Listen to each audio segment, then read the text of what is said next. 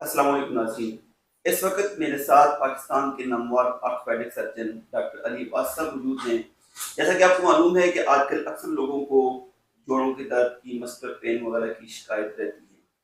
یہ پاکستان کے ایک معینات سرجن ہیں. تو آج ہم نے ان سے وقت دیا ہے کہ ہم اس حوالے سے جو لوگوں کو مختلف چیزیں درپیش ہوتی ہیں یا مختلف فریکچرز ہو جاتے ہیں یا مختلف ہڈی جوڑ میں کوئی تکلیف آ جاتی ہے تو اس حوالے سے ان سے سوالات کریں گے. بہت ہی انٹرسٹنگ جو ہے یہ ویڈیو ہونے جا رہی ہے. اس پہلے اگر آپ نے ہمارا چینل سبسکرائب نہیں کیا تو چینل سبسکرائب کر لیں اور بیل آئکن کو دبا دیں تاکہ ہماری آنے والی تمام ویڈیوز آپ تک پہنچتی رہیں. السلام علیکم ڈاکٹر صاحب. جی وعلیکم السلام. بہت شکریہ آپ نے اپنی بزی شیڈیول میں سے ہمیں ٹائم دیا. تو یہ ایک عوام کے مفاد کی ایک ویڈیو بنا رہے ہیں تاکہ لوگوں کو آرتھوپیڈک سرجری کے حوالے سے آگاہی حاصل ہو جائے. تو سب سے پہلے آپ سے گزارش کریں گے کہ آپ اپنے پروفائل کے حوالے سے بتائیں کہ آپ کب اور کہاں پیدا ہوئے اور آپ نے اپنی تعلیم کہاں سے حاصل کی. جی میرا تعلق ڈیرہ اسماعیل خان میں ہے. میری پیدائش بھی ادھر کی ہے. تو میری F S C D Khan میں ہی ہوئی وہاں. اس کے بعد پھر میں نے خیبر میڈیکل کالج سے 1989 میں MBBS کیا اور پھر میں لاہور چلا گیا اپنی اسپیشلائزیشن کے لیے. شروع سے ہی میرا زیادہ انٹرسٹ آرتھوپیڈکس میں ہی تھا. میری گڈ لک ہے کہ میں وہاں پہ جا کے مجھے اچھے پروفیسرز ایز اے سپروائزر ملے. میں نے وہاں پروفیسر آفتاب صاحب، پروفیسر اویس اور پروفیسر عامر عزیز صاحب کی سپرویژن میں الحمدللہ کام سیکھا اور وہاں میں نے 5-6 سال کی ٹریننگ کی. ڈاکٹر صاحب آرتھوپیڈک سرجری اس فیلڈ کے بارے سے تھوڑا سا بتا دیں ہمیں یہ کیا ہوتی ہے اور اس میں یعنی آگے فردر اس کی برانچز کیا ہے، کیا کیا کام اس میں کیا جاتا ہے. جی جی اس کا بہت انٹرسٹنگ بات ہے کہ اس کا نام آرتھوپیڈکس یہ پیڈیاٹرکس سے ہی آیا تھا کہ بچوں کی بونس کے ساتھ اس کا آرتھو مینس بون اور پیڈکس بچوں کی، بس وہی نام پڑ گیا آرتھوپیڈک سرجری. اور اس کی بہت زیادہ برانچز، مطلب سب سے بڑی جو کامن آتا ہے وہ فریکچرز آتے ہیں، ایکیوٹ ٹراما ہے، پھر آرتھو کی ڈیفیشنسیز کی بہت ساری ڈیزیزز ہیں، پھر ویسے ہی ٹیومرز ہوتی ہیں، اس میں انفیکشن ہوتا ہے. تو بونس تو آپ کو پتہ ہے کہ مین سارا ہمارا اسٹرکچر بونز ہی ہے. تو اس میں کئی قسم کی پرابلمس کے ساتھ پیشنٹ آتے ہیں. آپ کی اسپیشلائزیشن جو ہے کس فیلڈ میں اس میں اسپیسیفک کس فیلڈ میں آپ زیادہ مہارت رکھتے ہیں.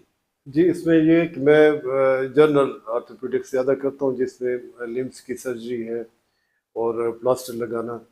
اور باقی یہ کہ جو بھی آج کل نیا بھی آ رہا ہے تو اس کی ٹریننگ کے لیے بھی میں جاتا رہا، وہ بھی میں سیکھ رہا ہوں اور ساتھ ہی ان ٹچ ہوں ان چیزوں میں. اور اس کے لیے میں وہاں پہ گرکی ہاسپٹل گیا تھا کرونا سے پہلے 6 منتھس کی. میں نے یہ نی اور ہپ آرتھوپلاسٹی اور علی ظراف کی پروفیسر عامر عزیز صاحب سے ٹریننگ لی اور جہاں بھی ہوتا ہے وہ اس کو ہم یہاں اپلائی بھی کرتے ہیں. اچھا ڈاکٹر صاحب یہ نی چینجنگ کے حوالے سے بعد ریپلیس کرتے ہیں، یہ تھوڑا سا بتا دیں کہ کس وقت جو ہے اس حیثیت پہ یہ ہمارے نیز گھٹنے پہنچ جاتے ہیں تو ان کو ریپلیس کرنا ضروری ہو جاتا ہے، اس کے لیے کیا طریقہ کار اختیار کیا جاتا ہے. جی یہ بہت ہی آپ نے امپورٹنٹ کوشچن پوچھا. اس میں یہ کہ ہمارے نی کی ویکنیس کی 4 گریڈز ہوتے ہیں، گریڈ 1 2 3 اور 4. تو جب نیز عموماً پیشنٹ بھی اسی کنڈیشن میں آتے ہیں تو گریڈ 4 میں آئے تو پھر نی ریپلیسمنٹ اس میں ہونی چاہیے. لیکن اس میں ہم پھر باقی بھی فٹنس دیکھتے ہیں کہ پیشنٹ کارڈک بھی ایلیمنٹس ہیں اس کے ساتھ یا ڈائبیٹک ہے، پھر ظاہر ہے نی ریپلیسمنٹ یا ہپ ریپلیسمنٹ کی اپنی کمپلیکیشنز بھی آ جاتی ہیں. سب کچھ دیکھ کے لیکن گریڈ 4 جو ہے وہ ایک اسٹینڈرڈ ہے کہ اس کے اوپر ہم ڈیسائیڈ کر لینا چاہیے کہ نی ریپلیسمنٹ ہی ہو. اچھا اس وقت میرے ایک کوشچن تو یہ ہے کہ یہ جو ان کا مسئلہ اس حد تک پہنچ جاتا ہے کہ ہمارے نیز ریپلیس کرنے کے حد تک پہنچ جاتے ہیں، گھٹنوں کا درد آج کل عام ہوتے جا رہا ہے، ٹھیک ہے، تو یہ کس طرح اس سے بچا جا سکتا ہے کہ اس اسٹیج پر انسان پہنچے ہی نہ. جی اس میں 2 کلاسز ہیں. ایسا میں تو خیر اس چیز پہ بلیو نہیں کرتا لیکن اپنی ایکسپلین کرنے کے لیے ایک جو ہمارے لوگ جن کی آمدنی بہت کم ہے تو وہ اچھی بیچارے ڈائٹ نہیں لے سکتے یا لیبوریس ورک ہے ان کا لیبر کلاس ہے. اور دوسرا جو ہے جو ماشاءاللہ ایلیٹ کلاس ہے وہ پھر اوور ایٹنگ یا ان میں ویٹ کے پرابلم یا ڈائبٹیز اس طرح کی جو ڈیزیزز ہیں ان کی وجہ سے پھر نہیں ہو ایک جاتی. عام آدمی جو ہے یہ کس طرح کوشش کرے کہ بچ سکے اس چیز سے. بس وہ ایک بیلنسڈ لائف گزارنی چاہیے جس میں واک بھی ہونی چاہیے. ہمیں اپنے واک کا اپنی ایکسرسائز کو بھی ٹائم دینا چاہیے، ویٹ نہیں بڑھنا چاہیے اور ڈائٹ میں جو ہے وہ اچھی ڈائٹ لینی تو ہمارے یہاں پہ نی ریپلیسمنٹ کا سسٹم ہے آپ کے پاس یا نہیں ہے؟ چاہیے. جی نہیں، ابھی تک ہم نے کوئی یہاں پہ نی ریپلیسمنٹ تو نہیں کی. اس کی بنیادی وجہ یہ ہے کہ بہت ایکسپینسو ہے یہ، کتنا ایکسپینسز آتے ہیں؟ Almost 6 to 7 lakh. تو یہ جو افورڈ کر سکتے ہیں پھر ظاہر ہے وہ ٹرشری سینٹرز میں چلے جاتے ہیں. اسلام آباد بھی قریب ہے، پنڈی وہاں پہ تو ظاہر ہے بہت اسٹیبلش یونٹس ہیں تو وہ پھر ادھر پریفر کرتے ہیں. اچھا، کس اسٹیج پہ آپ سمجھتے ہیں کہ یہ جو ہمارے جو سرجری کرنے کی ضرورت محسوس ہوتی ہے، کسی بھی طرح کے آپ کے پاس مریض آتے ہیں کہ بغیر سرجری کے، یعنی فار ایگزامپل آپ سے ایک بات کرتا ہوں، بہت سارے لوگوں کے فریکچرز ہو جاتے ہیں، یہ لیکن مختلف لوگوں کے پاس جاتے ہیں. آپ کو پتہ ہے گاؤں دیہات میں طرح طرح کے لوگ ہوتے ہیں، ان سے وہ بنوا لیتے ہیں، کچھ کر لیتے ہیں. تو آپ کیا سمجھتے ہیں، وہ ٹھیک کر لیتے ہیں یا وہ الٹا خراب کر دیتے ہیں اس چیز کو؟ اچھا، ایک تو یہ ہے کہ ہر فریکچر کا آپریشن ضروری نہیں ہوتا.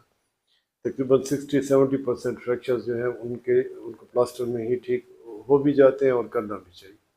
اور جہاں تک بات ہے کہ اب ہر چیز میں اتنی جدت آ گئی ہے، اور ظاہر ہے ہمارا یہ پروفیشن ہے، ایک پروفیشنل بندے سے ہی ٹریٹمنٹ کرانا چاہیے، نہ کہ اب وہ ٹریڈیشنل بون سیٹلر جو ہیں وہ نہیں سمجھ سکتے بہت ساری چیزیں. اور اس میں زیادہ پیشنٹ کی ہی غلطی ہوتی ہے کہ وہ ان کے پاس جاتے ہیں، نہ کہ وہ ان کے پاس چل کے گھر آتے ہیں.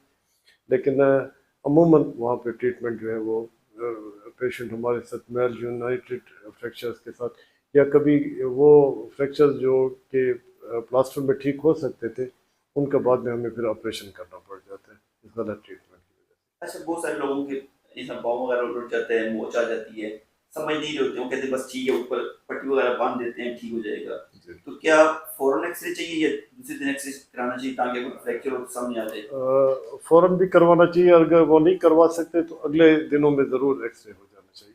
ایکس رے کے بغیر ٹریٹمنٹ نہیں کرانا چاہیے. ڈاکٹر صاحب، اس میں ہر فیلڈ میں یہ سنجیدتیاں آ رہی ہیں، تو یہ جو کون سی فیلڈ ہے آپ کی آرتھوپیڈک سرجری کی بھی، اس میں بھی ڈیفینیٹلی جدت آ رہی ہے، بہت سارے نئی چیزیں سامنے آ رہی ہیں. تو یہاں پاکستان میں یا آپ کے یہاں آرتھوپیڈک سرجری کا بھی سلسلہ چل رہا ہے یا نہیں چل رہا؟ فی الحال میرے نوٹس میں تو نہیں ہے. اسلام آباد لاہور تک کا مجھے پتہ ہے، وہاں تو ابھی تک ایسے کوئی فیسلٹی نہیں ہوئی. اور ویسے بھی ہمارے سرجنز بہت کمپیٹنٹ ہیں، وہ ان چیزوں کو میرا خیال ہے بہت اچھی طرح خود ہی ہینڈل کر رہے ہیں. روبوٹک سرجری کی ایسا ضرورت نہیں ہے. ضرورت نہیں ہے. اور پھر اس طرح کی سرجری جب آنے لگیں گی تو کاسٹ آف سرجری اور بھی بڑھ جائے گی، تو اس کی میرا خیال ہے کوئی ضرورت تو نہیں ہے. ڈاکٹر صاحب، ہمارے ہاں سب پہلے ہم بات کر رہے تھے، جوڑوں کے درد جو ہے یہ بہت زیادہ بیماری پھیلتی جا رہی ہے. پتہ نہیں سب ایسے نہیں پتہ کتنے لوگوں، لیکن جو ہمیں اکثر لوگ ملتے ہیں تو اکثر لوگ اس چیز میں مبتلا ہوتے ہیں کہ گھٹنوں کا درد ہے، جوڑوں کا درد ہے، کمر کا درد ہے. تو بعض سارے لوگ اس میں یہی چیز آگے آ جاتی ہے، بوروں کا مسئلہ آ جاتا ہے، بوروں کی تکلیف آ جاتی ہے. تو اس وجہ سے یہ پوچھنا تھا کہ یہ پہلے جوڑوں کے درد ہوتے کیوں ہیں، یہ بتا دیں. اس کی بھی مختلف ہماری بونس کے اندر مختلف قسم کی پیکنگز ہوتی ہیں، جس کو ہم عام زبان میں گودا کہتے ہیں.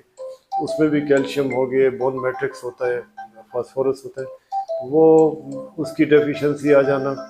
اور دوسری بات ہے پوسچر کا بھی بہت دخل ہے کہ ہم جو ہمارے لیبرر ہیں وہ بیچارے نہیں کرتے، مطلب جیسا بوریاں اٹھانا یا بیٹھ کے کام، ان کو نہیں پتہ کہ وہ پرولانگ سٹنگ کے کیا نقصانات ہو سکتے ہیں. اس وجہ سے زیادہ تر وہ ہے. اور پھر ساتھ ڈائٹری ڈیفیشنسیز بھی ہیں. ڈاکٹر صاحب، بیٹھنے کا جو سا صحیح پوسچر ہے، لوگ چیئر پہ بیٹھ کے جو کام کرتے ہیں جی تو وہ بھی مسئلہ ہوتا ہے. جی ڈیفینیٹلی اس کی وجہ سے بھی ہوتا ہے. تو صحیح لوگوں کو کس طرح بیٹھنا چاہیے؟ میں آپ کو بیٹھ کے دکھاتا ہوں. یہ 90 ڈگری، ٹھیک ہے، آپ کے نیز اور یہ آپ کی جو بیک ہے یہ 90 ڈگری بنا ہے.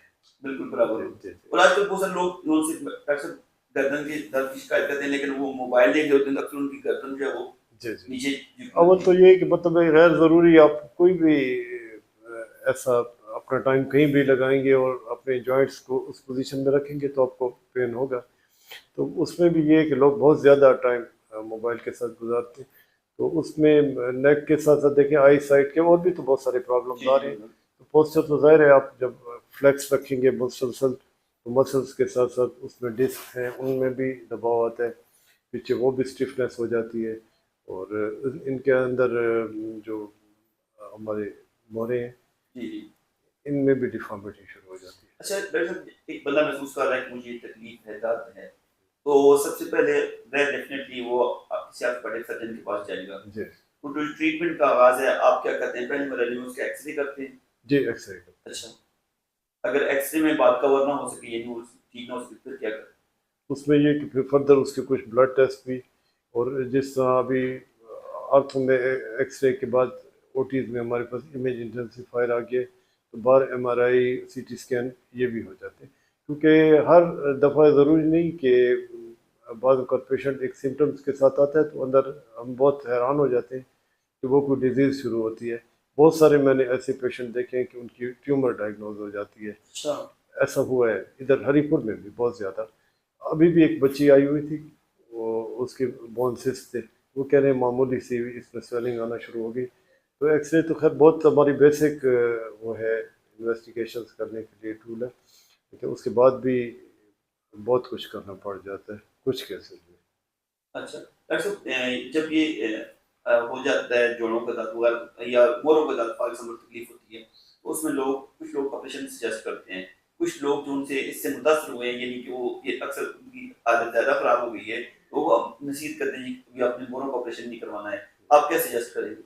جی ہاں، یہ اس میں دو باتیں ہوتی ہیں کہ ایک تو سرجن جو ہے وہ صحیح ڈائگنوز کرے اور فٹ کیس لے کے جو وہ سمجھے کہ اس کی سرجری، جیسا میں نے آپ کو بتایا کہ آرتھو میں ہم ہر پیشنٹ کا آپریشن نہیں کرتے، جو پلاسٹر سے ٹھیک ہو سکتا ہے. اسی طرح موروں میں جو میڈیسن سے ٹھیک ہوتا ہے پہلے اس کو اس کے ساتھ کرنا چاہیے پراپرلی، اس کو انویسٹیگیٹ کر کے. اور پھر دوسری بات ہے، آپ کو بھی پتہ ہے کہ ایکسپرٹی وہ کتنا ایک اگر اسکلڈ ہینڈ سے نہیں ہوئے گی سرجری تو اس کا تو نتیجہ پھر اچھا نہیں آئے گا. ڈاکٹر صاحب، یہ جو آپریشن ہوتے ہیں، بعض لوگوں کے آپریشن خراب ہو جاتے ہیں. ہمارے ایک انکل تھے، ان کو گولی لگی تھی، وہ ایک بڑی اسپتال میں ان کو آپریشن ہوا تھا، لیکن بعد میں ان کا جو ہے وہ بالکل اس کی وینس جو ہیں وہ کچھ بلاک ہو گئی. کیا وجہ ہو گیا؟ ان کے بعد ان کے گلے میں بڑا ایسا کی. تو یہ کیا وجہ ہو جاتی ہے؟ اور یہ ہے کہ فیلیور ریٹ جو ہے سرجری کا وہ پوری دنیا میں ہے، اور اس کے اوپر پوری ایک علیحدہ ایک سبجیکٹ ہے فیلڈ سرجری میں. تو اس میں ہوتا ہے ہر جگہ آل اوور دا ورلڈ یہ ایسا ہے، لیکن کہیں ظاہر ہے وہ ان چیزوں کو اچھی طرح سنبھال رکھتے ہیں تو ادھر کم ہے. لیکن یہ بھی ہوتا ہے کہ اس فائر نے اس کو کتنا پہلے سے ڈیمیج کیا ہو. ایک اٹیمپٹ ہوتی ہے نا بعض اوقات، تو ٹوٹلی ہم سرجن کو بھی بلیم نہیں کر سکتے، اس کے ہاتھ میں ہی اس وقت کچھ نہ ہو، ساری آرٹری نرو ڈیمیج ہو، اس نے ایک اٹیمپٹ کر لی، اس پہ پھر ہم بہت ہوپ فل ہو جاتے ہیں، پھر کہتے ہیں کہ وہ سرجن فیل ہو گیا ہے کہ اس نے سرجری جو ہے نا، اس کی طرف سے تو اس کی نیک نیت ہی ہوتی ہے کہ وہ لمب کو فوراً کاٹنے سے پہلے. ہم بھی اس طرح بہت کرتے ہیں کہ ایک فنگرز کے ساتھ کرش انجریز آتی ہیں، فوراً اس کو ایمپوٹیٹ نہیں کرتا، اور اس میں یہ تقریباً 70% جو ہے وہ انشاءاللہ ریکوری ہو جاتی ہے. لیکن کچھ نہیں بھی ہوتی تو پھر بعد میں ایسا سوچا جا سکتا ہے کہ بس سرجن سے یہ کیس خراب ہو گیا. ڈاکٹر صاحب، فزیوتھراپسٹ کا بھی آپ کی فیلڈ کے ساتھ ایک کولیبوریشن ہے، تو آپ کیس جو ایسے ہوتے ہیں جو کس کیس سمجھتے ہیں کہ وہ فزیوتھراپسٹ کو ریفر کرنا چاہیے؟ اس میں زیادہ ہمارے پاس ایک تو فزیوتھراپی کی ادھر ہے سہولت اور اچھی کوالیفائڈ فزیوتھراپسٹ ہے. اس میں یہ ہے کہ زیادہ جوائنٹس کی اسٹفنس کے جو کیسز ہیں یا نرو انجری کے بعد بھی بہت ساری ایکسرسائزیں چاہیے، تو ان کو ہم انیشیلی پھر ادھر سے ریفر کر کے، اور ان کے بڑے اچھے ریزلٹس آ رہے ہیں. ڈاکٹر صاحب، کوئی اپنی زندگی کا چیلنجنگ کیس جو آرتھوپیڈک کے بعد سے آپ نے کیا اور آپ کو یاد ہو گیا؟ جی بالکل ایسا ہے کہ میرے اپنے ڈی اے خان سے ہی وہ ریفر ہو کے کیس آیا تھا، اور ماشاء اللہ وہ بھی حیات ہے. ان کی روڈ ٹریفک ایکسیڈنٹ تھا، تو ویل رن اور انجری تھی، بالکل لیگ نیچے، بالکل اس طرح جیسا چکنا چور، اور اس میں کچھ نروس کی آرٹریز کی بھی. وہ ملتان میں نشتر ہاسپٹل میں ایڈمٹ تھے، ادھر انہوں نے ان کو ایمپوٹیشن کہا کہ ان کی ہم ٹانگ کاٹ دیں. تو انہوں نے کہا ہم اپنے ہی ڈاکٹر سے جا کے کیوں نہ کرا لیں. تو وہ میرے پاس ہری پور آئے. وہ پیشنٹ تقریباً 4 to 5 months میرے ساتھ وہاں پہ ڈینڈ ہاسپٹل میں رہا، اور وہ انشاءاللہ بالکل ٹھیک بھی ہے، اور اس کی میں نے پھر بعد میں اسکن گرافٹنگ بھی کی اور اس کو اللہ نے شفا دی. تو وہ ان کے گھر والے بھی سارے مایوس تھے، اور وہ بھی، اور آج تک بھی اس کے ساتھ میرا بڑا اچھا تعلق ہے، میرا بہت تھینک فل ہے. تو یہ اللہ کا کرم تھا. اس وقت ہمارے ساتھ پاکستان کے نامور سرجن آرتھوپیڈک سرجن ڈاکٹر علی عباس صاحب موجود ہیں. اس وقت ہم ان کے آپریشن تھیٹر کا دورہ کر رہے ہیں. ان سے پوچھیں گے کہ وہ آرتھوپیڈک سرجری کے لیے کون کون سی مشینیں یوز کرتے ہیں اور ہر مشین کا جو پرپس کیا ہے. جی ڈاکٹر صاحب. تھینک یو، آپ نے ٹائم دیا. تو یہ مشین اس کو ہم امیج انٹینسیفائر کہتے ہیں، جو کہ فی الحال آرتھوپیڈکس میں سب سے جدید مشین ہے جو بہت سارے ہاسپٹل میں یوز ہو رہی، اور ہماری گڈ لک ہے کہ یہ ہمارے پاس بھی ہے. تو اس کے اوپر ہم ایک ٹرم ہے منیمل انویسو سرجری، وہ اس پہ کرتے ہیں. اس کا مطلب یہ ہوتا ہے کہ ہم اس میں کم سے کم انسیژن لگاتے ہیں، کٹ لگاتے ہیں، اور ڈیپ مسلس تک بھی نہیں جانا پڑتا، جس کی وجہ سے انفیکشن کے چانسز بھی بہت زیادہ کم ہو جاتے ہیں.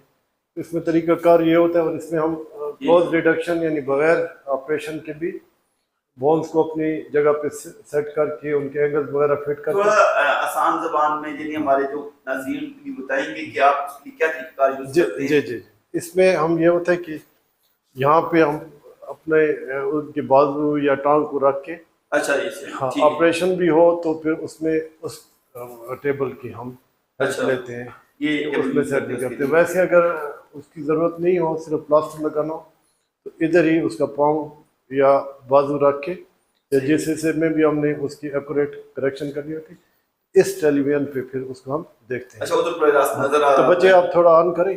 ہاں ایک منٹ. ہاتھ کا جی ٹانگ کا، اس کو اکارڈنگلی ہم فٹ کر کے نا، تو ادھر اسکرین پہ دیکھتے ہیں، اور ادھر اس کی پوزیشن ہم دیکھ رہے ہوتے ہیں کہ وہ فٹنگ کس طرح بون اپنی جگہ پراپرلی ریڈیوس ہو رہی ہے کہ نہیں. پھر اس کے بعد ہاں مختلف اینگلس کے ساتھ ہم اس کو دیکھتے ہیں. یہ آپ دیکھیں، یہ ایلبو بھی آگے. یہ آپریٹ کہاں سے ہو رہا ہوتا ہے؟ یعنی ابھی آپ جو ادھر سے نظر آ رہا ہے، اور یہ اس کو ہم اس ٹیبل کے اوپر لیٹاتے ہیں نا. اچھا ادھر تو آپ ہاں لیٹتے ہو نا،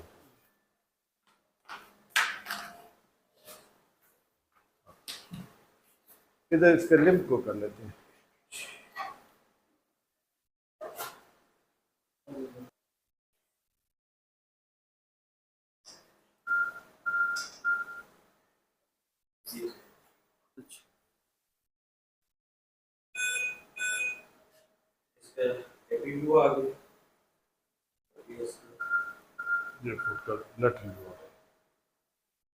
اچھا یہ اس کا آ گیا. ادھر اگر خدا نخواستہ فریکچر ہوا، اس کو فٹ کر کے ہم نے ادھر دیکھ کے باہر سے ہی اس میں وائر اسکرو ڈال دیا، وہ کام منیمل سرجری ہو جاتی ہے. یعنی آسان زبان میں چیر پھاڑ سے بندہ بچ جاتا ہے. ہاں بچ جاتا ہے. اور اس میں یہ کہ ریٹ آف انفیکشن بھی، اس زخم کا خراب ہونے کے بھی چانسز بہت کم ہو جاتے ہیں. اور پھر ہمارے پاس ڈائبیٹک پیشنٹ بھی آتے ہیں، تو اس میں شوگر کی پیشنٹس کے لیے بھی منیمل انویسو سرجری جو ہے بہت ہی یوزفل ہے. اس میں بھی انفیکشن کا بہت کم چانس ہو جاتا ہے. ڈاکٹر صاحب اس نسبتاً دوسری سرجری سے اس کا ریٹ زیادہ ہوتا ہوگا؟ کچھ اتنا زیادہ تو نہیں، لیکن ہوتا ہے. کتنے پرسنٹ زیادہ ہوتا ہے اراؤنڈ اباؤٹ؟ یہ لوگوں کی بات کی تقریباً 15%. 15%، تو اتنا زیادہ تو نہیں ہے. جی نہیں، بہت ساری خرچات، کیونکہ ظاہر ہے یہ انہوں نے کافی انویسٹمنٹ اس کے اوپر ان کے خرچہ آیا نا، اس مشین کو لے کر آئے ہیں. تو اس میں تو ڈاکٹر صاحب حادثہ تو کسی کے ساتھ بھی ہو سکتا ہے، مین میڈ بھی ہو سکتا ہے، اور اللہ کی طرف سے بھی ہو سکتا ہے، نیچرل بھی ہوتے ہیں ڈیزاسٹر اس طرح کے. لیکن آپ کیا سمجھتے ہیں کہ جو آپ آرتھوپیڈک کی فیلڈ یا آپ پاس اس طرح کے مریض آتے ہیں، تو عوام کو کیا پیغام دینا چاہیں گے کہ کس طرح وہ جو ہے مختلف طرح کی جو بیماریاں آرتھوپیڈک کے بعد سے ان سے بچ سکتے ہیں؟ ایک تو بہت ٹائملی ڈاکٹر کے ساتھ رجوع کریں. آرتھو کے حساب سے ادھر ابھی ہری پور میں ماشاء اللہ ڈی ایچ کیو لیول کے اوپر بھی بہت اچھے ارینجمنٹ ہے، اور پرائیویٹ میں بھی بہت ہے. تو فوراً کنسلٹ کر، اور پھر ڈاکٹر کی ایڈوائس کو بہت سیریس لینا چاہیے. ڈاکٹر ٹو ڈاکٹر یا کہیں اور جا کے حکیموں کے پاس جا کے، تو الٹیمیٹلی پھر وہ کوئی بھی رسپانسبلٹی نہیں لیتا، اور پیشنٹ جو ہے وہ بہت خراب ہو جاتا ہے. Thank you sir.